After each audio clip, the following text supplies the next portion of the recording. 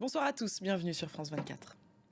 Noël sera particulier cette année à Bethléem en Cisjordanie, dans un contexte de guerre entre Israël et le Hamas, ce lieu saint pour les chrétiens habituellement très fréquenté à cette période.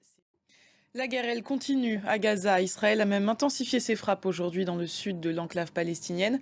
L'armée israélienne a annoncé qu'elle allait concentrer ses opérations autour de Khan Younes. La tension est montée d'un cran hier en mer Rouge. 3 navires ont encore été attaqués par les rebelles houthis yéménites qui affirment qu'ils continueront ces attaques tant que Gaza ne bénéficiera pas de l'aide nécessaire. Dans le reste de l'actualité, cette année, pour la première fois, les Ukrainiens vont fêter Noël en même temps que l'Occident, le 25 décembre, alors que jusqu'à présent, ils suivaient les traditions de l'Église orthodoxe russe et célébraient Noël le 7 janvier. Dans le pays, les combats se poursuivent, notamment autour de Kherson, dans le sud. Héloïse Mélan. On part maintenant en Tunisie où des élections locales étaient organisées aujourd'hui. Les Tunisiens devaient choisir des représentants.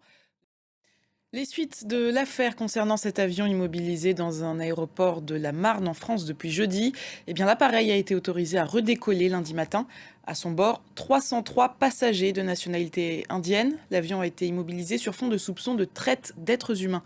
Les précisions de Valérie Lerouge pour France 2. Le pape François a tenu sa traditionnelle messe de Noël dans la basilique Saint-Pierre au Vatican. Environ 6500 fidèles y ont assisté. Des responsables religieux et du corps diplomatique étaient aussi présents. Des centaines de personnes ont suivi cette messe sur un écran géant à l'extérieur.